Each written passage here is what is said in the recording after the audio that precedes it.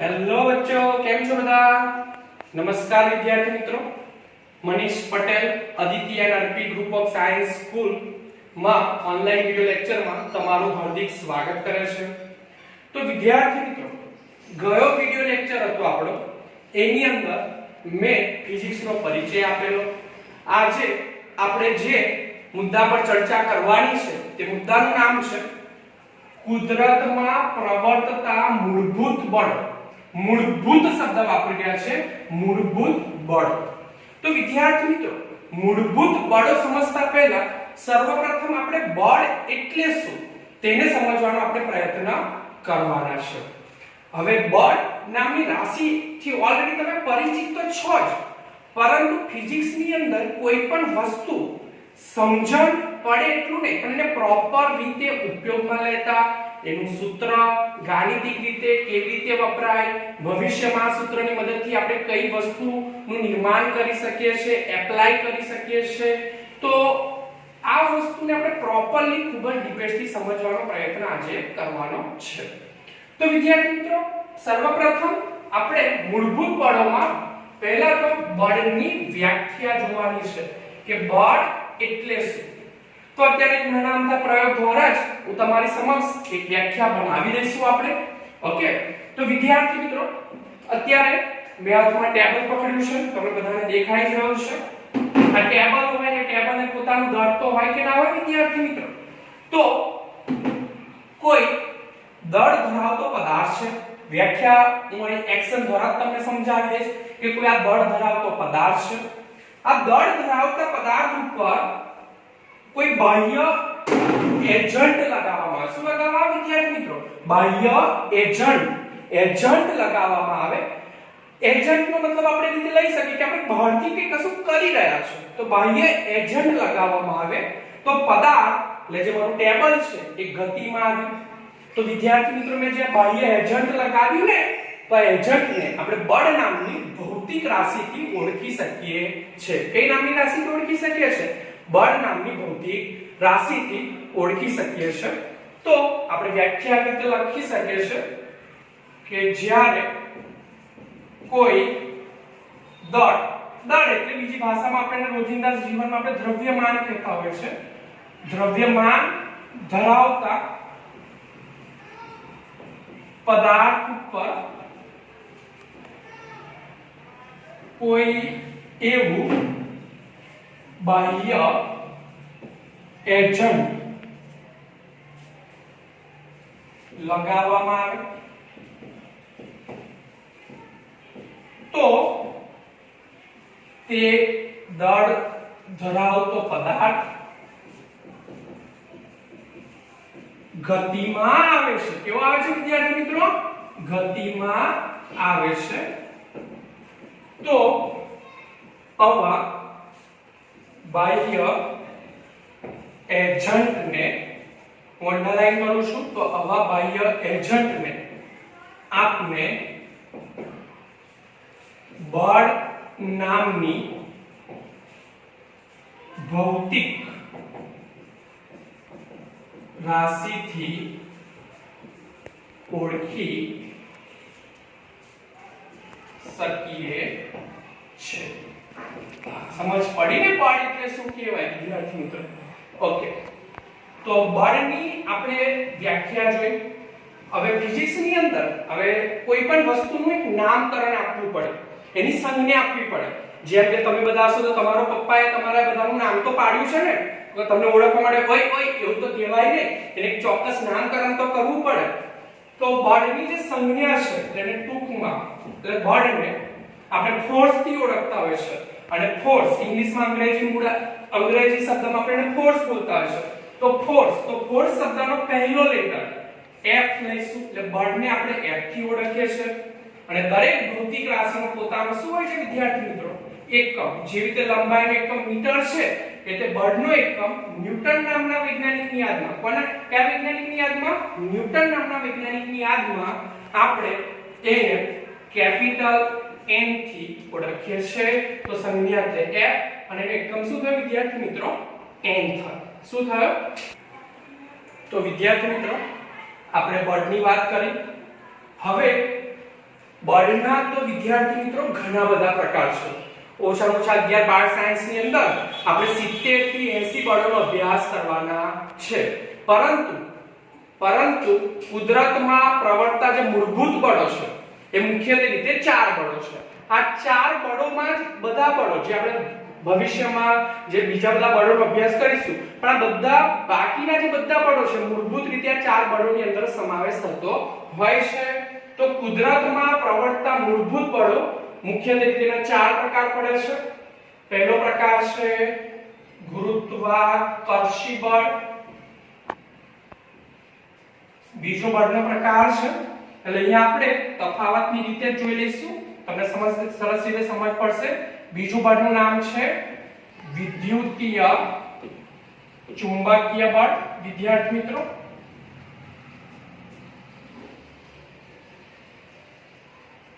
ત્રીજા બળનો પ્રકાર છે પ્રબળ ન્યુક્લિયર બળ. અને લાસ્ટ વન કે જે ચોથો પ્રકાર છે એનું નામ છે નિર્બળ ન્યુક્લિયર બળ. તો વિદ્યાર્થી મિત્રો નિર્બળ ન્યુક્લિયર બળ. તો કુદરતમાં પ્રવર્તતા મૂળભૂત બળોના પ્રકાર કેટલા વિદ્યાર્થી મિત્રો? જો એવો પ્રશ્ન તમને પૂછાય તો ટોટલ મૂળભૂત બળો 4 છે. ગુરુત્વાકર્ષી બળ, વિદ્યુત ચુંબકીય બળ, પ્રબળ ન્યુક્લિયર બળ અને નિર્બળ ન્યુક્લિયર બળ. તો ચલો વિદ્યાર્થી મિત્રો આપણે વારાફરતી એક દરેક બળ વિશે આપણે ડિટેલમાં સંપૂર્ણ રીતે અભ્યાસ કરીશું. વિદ્યાર્થી મિત્રો ધોરણ 11 12 સાયન્સ ની અંદર આ ચારે 4 બળો પર એક ચેપ્ટર બનાવવામાં આવેલા છે, પરંતુ આપણે આજે એની પ્રાથમિક ઉપરછલ્લી માહિતી મેળવવાનો પ્રયત્ન કરીશું. તો ફર્સ્ટ ઓફ ઓલ આવી રહ્યું છે ગુરુત્વાકર્ષી બળ. ધોરણ 9 ની અંદર તમે સામાન્ય રીતે ગુરુત્વાકર્ષી બળ પર અભ્યાસ કરી ચૂકેલા છો, પરંતુ 11 સાયન્સ ની અંદર ગુરુત્વાકર્ષણ બળ ને ખૂબ જ ઊંડાણપૂર્વક સમજવાનો પ્રયત્ન કરવાનો છે. અત્યારે તો બેઝિક માહિતી આપું છું, પણ આવનારા દિવસોમાં 11મા ધોરણમાં તમે ગુરુત્વાકર્ષણ બળ ચેપ્ટરનો ખૂબ જ ઊંડાણપૂર્વક અભ્યાસ કરવાના છો. તો વિદ્યાર્થી મિત્રો ગુરુત્વાકર્ષણ બળ એટલે શું? ચલો આપણે ડેમોસ લઈ લઈએ. તો અત્યારે હું તમારી સમક્ષ વાત કરીશ. હાથમાં એક ટેબલ લીધું છે મેં અત્યારે. આ ટેબલ પણ એક દળ ધરાવે કે ના ધરાવે વિદ્યાર્થી મિત્રો? અને તમે દેખી શકો છો કે અત્યારે એક આ નીચે પૃથ્વી છે અને પૃથ્વીનું પણ પોતાનું દળ હોય કે ના હોય? ચાલો આપણે કશું કરીએ, જોઈએ તો ખરા શું થાય છે. એક દળ m1 અને આ પૃથ્વીના દળને હું m2 થી ઓળખું છું, કારણ કે દળને આપણે માસ થી ઓળખતા હોય છે. તો ટેબલના દળને m1 અને પૃથ્વીના દળને હું m2 થી ઓળખું છું. અરે શું થયું વિદ્યાર્થી મિત્રો? ટેબલ નીચે પડ્યું કે ના પડ્યું? મતલબ નીચે પડે તો એમને તો પડે.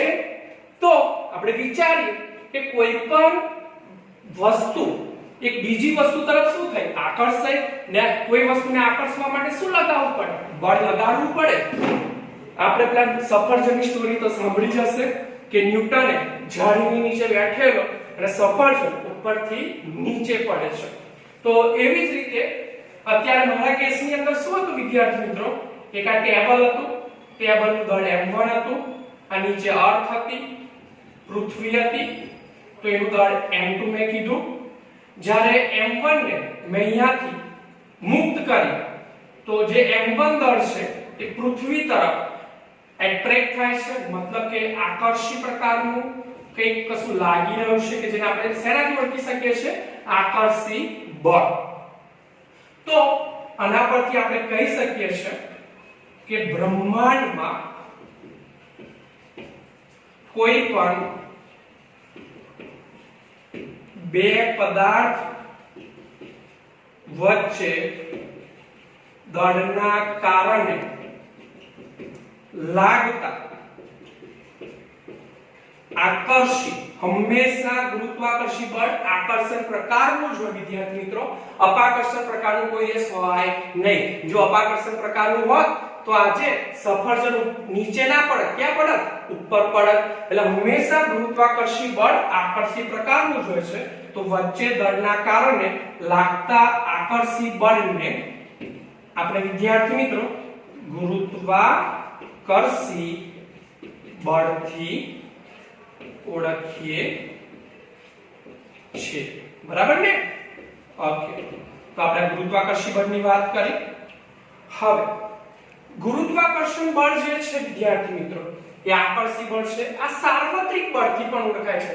સાર્વત્રિક બળનો મતલબ એવો થાય કે વિશ્વના દરેક ખૂણામાં અથવા તો વિશ્વની બ્રહ્માંડની વાત કરે તો બ્રહ્માંડમાં કોઈ પણ બે દળ ધરાવતો પદાર્થ હોય એમના પર ગુરુત્વાકર્ષણ બળ લાગે અને વિદ્યાર્થી મિત્રો હંમેશા લાગે. મતલબ કે આ બળ એ બ્રહ્માંડમાં બધે જ પ્રવર્તેલું છે, એટલે આ સાર્વત્રિક બળથી ઓળખાય છે. આ કયું વિદ્યાર્થી મિત્રો છે? સાર્વત્રિક બળ. તો બીજો પોઈન્ટ થયો. આપણો ત્રીજો પોઈન્ટ, આ બળ ગુરુઅંતર્ય બળ છે. ગુરુઅંતર્ય બળ છે એનો મતલબ શું થાય? અંતર્ય બળ છે, અનંત વિસ્તરેલું બળ છે. આજે બધાને ખબર છે કે પૃથ્વી પર સૂર્યનું ગુરુત્વાકર્ષણ બળ લાગે છે, તો સૂર્ય અને પૃથ્વી વચ્ચેનું અંતર ગુરુઅંતર્ય કહી શકાય કે ના કહી શકાય? તો એટલા માટે આ બળને આપણે ગુરુઅંતર્ય બળ કહીશું. પછી લખી શકીએ છે આ બળને પ્રવર્તવા માટે માધ્યમ ની જરૂર નથી. મતલબ કે આ બળ મધ્યમ હોય કે ના હોય, ગુરુત્વાકર્ષણ બળ તો બધે જ સાર્વત્રિક રીતે વિદ્યાર્થી મિત્રો એક સમાન રીતે લાગશે. આ વાત થઈ. હવે આપણે થોડું કમ્પેરિઝન પોઈન્ટ ઉપર પણ દેખીએ કે બાકીના જે બધા બળો છે એટલે વિદ્યુત ચુંબકીય બળ, પ્રબળ ન્યુક્લિયર બળ અને નિર્બળ ન્યુક્લિયર બળ, તો બાકીના મૂળભૂત બળ કરતા આનું મૂલ્ય સૌથી ઓછું હોય છે. કેવું હોય છે વિદ્યાર્થી મિત્રો? સૌથી ઓછું હોય છે. એટલે બાકીના બળ કરતા, બાકીના વિદ્યુત ચુંબકીય બળ, પ્રબળ ન્યુક્લિયર બળ, નિર્બળ ન્યુક્લિયર બળ કરતાનું મૂલ્ય સૌથી કેવું હોય છે? ઓછું હોય છે. તો આ વાત થઈ વિદ્યાર્થી મિત્રો ગુરુત્વાકર્ષી બળની. હવે આપણે બીજા પોઈન્ટ ઉપર ચર્ચા વિચારણા કરીએ, વિદ્યુત ચુંબકીય બળ. તો ગુરુત્વાકર્ષણ બળ માટે મેં વાત કરી તમને કે કોઈ પણ દળ ધરાવતો પદાર્થ હશે તો કોઈ પણ દળ ધરાવતા બે પદાર્થ વચ્ચે હંમેશા ગુરુત્વાકર્ષણ બળ લાગતું હોય છે. તો એટલે વિદ્યુત ચુંબકીય બળ, તો એના માટે લખી શકીએ કે વિદ્યુત ભારિત કણો ધરાવતા બે કણો વચ્ચે, વિદ્યુત ભારિત કણો ધરાવતા બે કણો વચ્ચે આકર્ષી અથવા અપાકર્ષી, ગુરુત્વાકર્ષણ બળ હંમેશા આકર્ષી હોય પણ વિદ્યુત ચુંબકીય બળ આકર્ષી પણ હોઈ શકે અથવા તો વિદ્યાર્થી મિત્રો કેવું હોય? અપાકર્ષી. આકર્ષી અથવા તો અપાકર્ષી બળને આપણે વિદ્યાર્થી મિત્રો શોર્ટમાં હું લખીશ વિદ્યુત ચુંબકીય બળથી ઓળખીએ છીએ, બરાબર ને? ઓકે, તો તમે પહેલો પ્રશ્ન થશે કે સર દળ વિશે તમને ખબર છે પણ વિદ્યુત ભારિત કણ એટલે શું? તો વિદ્યાર્થી મિત્રો તમને પ્રોટોન, ઇલેક્ટ્રોન, ન્યુટ્રોન એ બધાની બેઝિક માહિતી તો હશે ને? જેમ કે દ્રવ્ય એ ઘણા બધા અણુનો બનેલો છે, અણુ એ પરમાણુનો બનેલો છે, અને પરમાણુની અંદર પરમાણુ શેનો બનેલો છે? તો પ્રોટોન, ન્યુટ્રોન અને ઇલેક્ટ્રોન. તો વિદ્યાર્થી મિત્રો આ પ્રોટોન, ઇલેક્ટ્રોન જે છે એને આપણે વિદ્યુત ભારિત કણથી ઓળખતા હોય છે. તો તમને બધાને ખબર જ છે કે સજાતીય વિદ્યુત ભારિત કણ હોય, મતલબ કે બે પ્રોટોન હોય તો આ બે વચ્ચે કયું બળ લાગે વિદ્યાર્થી મિત્રો? હંમેશા સજાતીય બળ વચ્ચે અપાકર્ષી બળ લાગે. એટલે બે પ્રોટોન પ્રોટોન વચ્ચે, બે ઇલેક્ટ્રોન ઇલેક્ટ્રોન વચ્ચે કયું બળ લાગશે વિદ્યાર્થી મિત્રો? અપાકર્ષી બળ લાગે. અને એક પ્રોટોન લઈ લઈએ અને એક ઇલેક્ટ્રોન લઈ લઈએ તો આ વિજાતીય બળ થાય કે ના થાય વિદ્યાર્થી મિત્રો? ઇલેક્ટ્રોન લઈ લઈએ તો આ બે વચ્ચે કયું બળ લાગે છે વિદ્યાર્થી મિત્રો? તો તમને ખબર છે કે વિજાતીય બળો વચ્ચે આકર્ષી બળ લાગે. એનો મતલબ એવો થયો કે વિદ્યુત ચુંબકીય બળ માં બે વિદ્યુત ભારિત કણનો પ્રકાર સજાતીય હોય, સજાતીય સમાન હોય તો અપાકર્ષી બળ લાગે, અને વિજાતીય કણ હોય વિદ્યુત ભારિત કણ તો એ વચ્ચે કયું બળ લાગે છે વિદ્યાર્થી મિત્રો? આકર્ષી બળ લાગે છે. આના માટે પણ આ બળ પણ સાર્વત્રિક બળ છે, બધા જ વિદ્યુત ભારિત કણો પર લાગે છે તો સાર્વત્રિક બળ છે. આના જેવું જ ગુરુઅંતરીય બળ છે, મતલબ કે અનંત વિસ્તાર સુધીને ફેલાયેલું છે વિદ્યાર્થી મિત્રો. આના જેવું જ આ બળ ગુરુત્વાકર્ષણના સેમ જ પોઈન્ટ પર આવે છે. આ બળને પ્રવર્તવા માટે માધ્યમની જરૂર પડતી નથી. બરાબર છે ને? એટલે માધ્યમ હોય કે ના હોય એની કોઈ જરૂર પડતી નથી. હા, અને કમ્પેરિઝન પોઈન્ટ ઓફ વ્યૂ વાત કરીએ તો આ બળનું મૂલ્ય ગુરુત્વાકર્ષણ બળ કરતા વધુ, પરંતુ પાછળ આપણે ભણી જ રહ્યા છે પ્રબળ ન્યુક્લિયર બળ કરતા ઓછું મૂલ્યનું ધરાવે છે. તો આ વાત થી વિદ્યાર્થી મિત્રો વિદ્યુત ચુંબકીય બળ. તો ફરી એકવાર ફ્લેશબેક માર દે. ગુરુત્વાકર્ષણ બળ એ બે દળ ધરાવતા પદાર્થો વચ્ચે લાગે વિદ્યાર્થી મિત્રો. એનો મતલબ એવો થયો કે ગુરુત્વાકર્ષણ બળ એ પદાર્થના દળના લીધે લાગે છે, અને જ્યારે વિદ્યુતીય ચુંબકીય બળ એ પદાર્થના વિદ્યુત ભારિત કણના લીધે લાગે છે. બરાબર ને? એટલે કે મતલબ કે પદાર્થના દળના કારણે લાગે અને આ વિદ્યુત ભારિત કણોના લીધે લાગે છે. હવે વાત કરવા જઈ રહ્યા છે પ્રબળ ન્યુક્લિયર બળની. તો વિદ્યાર્થી મિત્રો હવે પ્રબળ ન્યુક્લિયર બળ સમજાવતા પહેલા તો વિદ્યાર્થી મિત્રો હવે પ્રબળ ન્યુક્લિયર બળની વાત કરીએ તો પ્રબળ ન્યુક્લિયર બળ માટે આપણે સર્વપ્રથમ પહેલા તો પરમાણુનું બંધારણની વાત કરવી પડે, અને તે તમે ધોરણ 10 માં થોડો અભ્યાસ તો કર્યો હશે એટલે તમને થોડી તો આઈડિયા હશે. એટલે પરમાણુનું બંધારણની અંદર વાત કરીએ તો પરમાણુ તો એના કેન્દ્રમાં કે જેને આપણે કેન્દ્ર બોલું છું પણ આપણે કેન્દ્રને શેનાથી ઓળખતા હોય છે? ન્યુક્લિયસ. શેનાથી ઓળખે છે વિદ્યાર્થી મિત્રો? ન્યુક્લિયસ. અને એની આજુબાજુ શું આવેલું હોય છે વિદ્યાર્થી મિત્રો? કક્ષા આવેલી હોય છે. તો ન્યુક્લિયસ ની અંદર શું રહે? તો ન્યુક્લિયસ ની અંદર ઘણા બધા પ્રોટોન રહેલા હોય છે, ઘણા બધા પ્રોટોન, અને કક્ષાની અંદર શું આવેલું હોય વિદ્યાર્થી મિત્રો? એ તમને ખબર જ છે, ઇલેક્ટ્રોન આવેલો હોય. તો આપણે અત્યારે મુખ્યત્વે રીતે જે વાત કરવાની છે એ આપણે ન્યુક્લિયસ ની વાત કરવાની છે.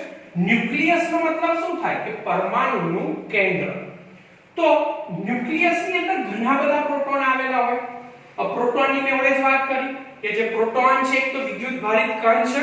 થોડું સમજવાનો પ્રયત્ન કરજો, થોડો પોઈન્ટ બહુ ઇમ્પોર્ટન્ટ છે. તો તમને એવું માનવા પડે કે સર કે કોઈ પણ પદાર્થ હોય એ પોતાની સ્થિતિસ્થાપકતા હંમેશા જાળવવાનો પ્રયત્ન કરતો હોય, મતલબ કે કોઈ પણ પદાર્થ હંમેશા સ્ટેબલ હોય. પણ સર તમે હમણાં જ કીધું કે બે પ્રોટોન વચ્ચે અપાકર્ષી બળ લાગી રહ્યું છે. તો વિદ્યાર્થી મિત્રો હું તમને ચોક્કસ રીતે કહીશ કે બે પ્રોટોન એટલે કે જે સજાતીય વિદ્યુત ભારિત કણ થયા તો આ બે વચ્ચે અપાકર્ષી બળ તો લાગે જ છે, પરંતુ સમજવાનો પ્રયત્ન કરજો કે જો આ પરમાણુ સ્થિર હોય અને ન્યુક્લિયસ પણ જાતે સ્થિર હોય તો ન્યુક્લિયસ તો ઘણા બધા પ્રોટોનનો બનેલો છે ને, પ્રોટોન અને ન્યુટ્રોનનો. તો ભાઈ સર અપાકર્ષી બળ લાગતું હોય કે જેમ તમે આગળ વાત કરી અપાકર્ષી બળ લાગે તો પછી ન્યુક્લિયસ સ્થિર રહે કેવી રીતે? ઘણા બધા વર્ષો સુધી ને આ પોઈન્ટ ઉપર ઘણું બધું કન્ફ્યુઝન હતું. પછી વૈજ્ઞાનિકો એવા છેલ્લે તારણ પર આવે છે કે આ બે અપાકર્ષી બળ કે જેને આપણે વિદ્યુત ચુંબકીય બળ કીધું આના કરતા એક વધારે મૂલ્યનું, પરંતુ સમજવાનો પ્રયત્ન કરજો વિદ્યાર્થી મિત્રો, આ અપાકર્ષી બળ કરતા એક વધારે મૂલ્યનું અને એક પ્રકારનું એવું કહી શકાય કે વિદ્યુત ચુંબકીય બળની વિરુદ્ધ દિશામાં જે બળ લાગે છે કે બે પ્રોટોનને એકબીજાથી દૂર જવા દેતા નથી, પણ બે પ્રોટોનને ન્યુક્લિયસમાં શું કરી રાખે વિદ્યાર્થી મિત્રો? જકડી રાખે. તો આ જે વધારાનું જે બળ છે ને, વધારાનું બળ, એને વૈજ્ઞાનિકો ચોક્કસ નામ આપી દે છે પ્રબળ ન્યુક્લિયર બળથી. એટલે નાની એવી સ્ટોરી કહો વિદ્યાર્થી મિત્રો કે ઘરની અંદર તમને બધાને ખબર જ છે કે નોર્મલી સમાન ઉંમરના બધા જો છોકરાઓ હોય તો હંમેશા લડાલડ કરતા હોય. લડાલડ કરતા મતલબ કે રમતગમતમાં લડાલડ કરતા હોય. એટલે લડાલડ કરતા હોય એટલે આપણે શું કહી શકીએ કે એ લોકો વચ્ચે હંમેશા અપાકર્ષણ થાય છે.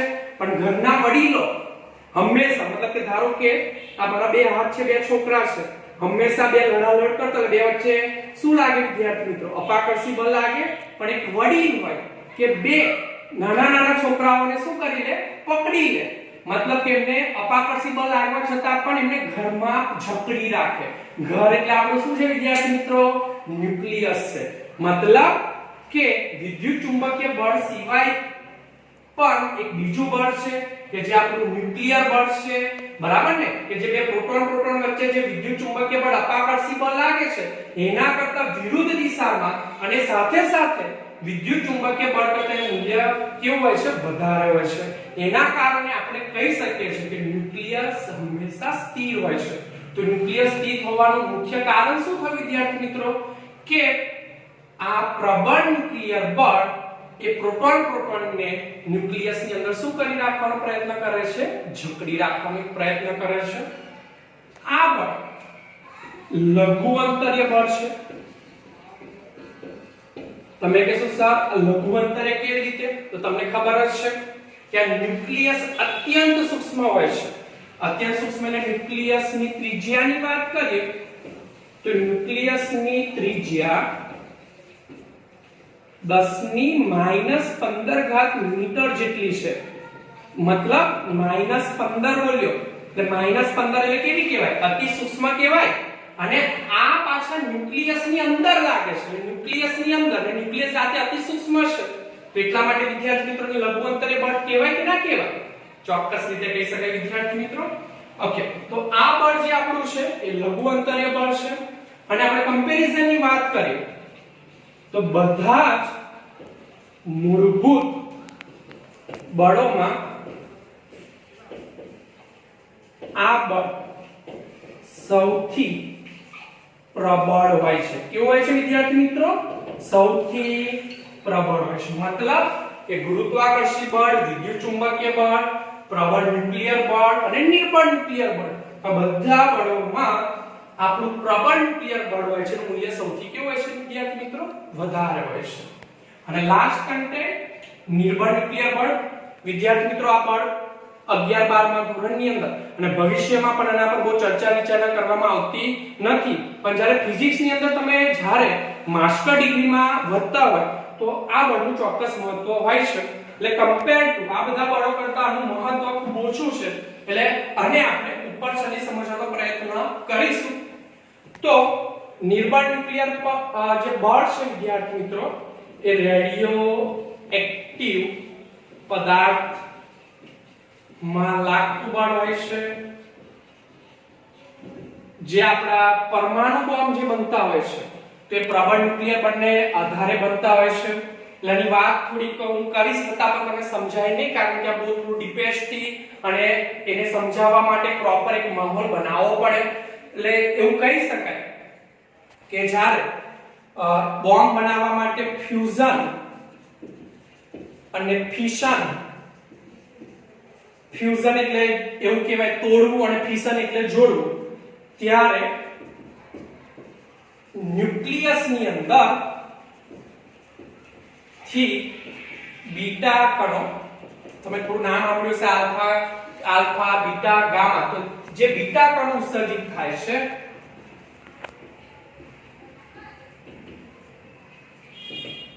તો તેના વચ્ચે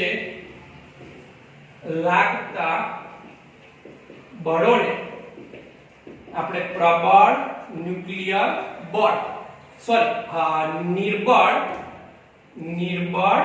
ન્યુક્લિયર બળ શોર્ટમાં લખી રહ્યો છું તો નિર્બળ ન્યુક્લિયર બળથી ઓળખતા હોય છે. ઓકે, તો મૂળભૂત રીતે આપણે ચાર બળોનો અભ્યાસ કર્યો અત્યારે. ગુરુત્વાકર્ષી બળ, વિદ્યુત ચુંબકીય બળ, પ્રબળ ન્યુક્લિયર બળ અને નિર્બળ ન્યુક્લિયર બળ. બરાબર ને વિદ્યાર્થી મિત્રો? આપણે ફટાફટ બધા બળોમાં સૌથી વધારે મૂલ્યનું બળ કયું અને સૌથી ઓછું બળ કયું એની ચર્ચા કરીએ.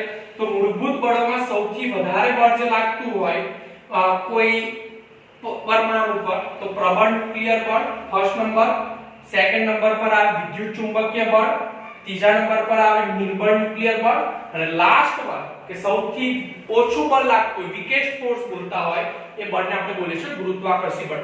એક્ઝામ્પલ તરીકે પ્રબળ ન્યુક્લિયર બળનું મૂલ્ય 1 ન્યૂટન જેટલું છે. તો વિદ્યુત ચુંબકીય બળ જે હોય એ 1/100 ભાગ મતલબ કે એનું મૂલ્ય 1 જેટલું લાગતું હોય તો 1 અણુ પર વિદ્યુત ચુંબકીય બળનું મૂલ્ય 1 ના કેટલા ભાગનું 100 ભાગનું અથવા તો આપણે 10⁻² પણ લખી શકીએ. બરાબર ને? તો આટલું હોય છે. નિર્બળ ન્યુક્લિયર બળનું મૂલ્ય પ્રબળ ન્યુક્લિયર બળની કમ્પેરિઝનમાં 1/1 ની પાછળ 13 મીંડા. એટલે આપણે ઉપર લખવું બહુ અઘરું પડે પણ એના માટે લખી શકીએ 10⁻13 જેટલું વીકેસ્ટ હોય છે. અને ગુરુત્વાકર્ષી બળ કે સૌથી વીકેસ્ટ ફોર્સ છે 10⁻38. પરંતુ વિદ્યાર્થી મિત્રો ગુરુત્વાકર્ષણ બળનું મહત્વ ક્યારે વધારે વધી જાય છે કે જ્યારે આપણે સૂર્ય, પૃથ્વી બે વચ્ચે ગુરુત્વાકર્ષણ બળની વાત કરીએ તો બે વચ્ચે અંતર ખૂબ મોટું છે તો એ વખતે આ બળનું મૂલ્ય મહત્વનું ધરાવતું હોય છે. તો લાસ્ટ વન સૌથી વધારે બળ પ્રબળ ન્યુક્લિયર બળ, સેકન્ડ નંબર પર આવે વિદ્યુત ચુંબકીય બળ, ત્રીજા નંબર પર આવે નિર્બળ ન્યુક્લિયર બળ અને લાસ્ટ વન ઇઝ ધ ગુરુત્વાકર્ષી બળ. વેલ્યુ 1 10⁻², 10⁻30, 10⁻38. ઓકે વિદ્યાર્થી મિત્રો, આજનો મારો વિડિયો લેક્ચર પૂરો કરું છું. જય હિન્દ, જય ભારત, નમસ્કાર.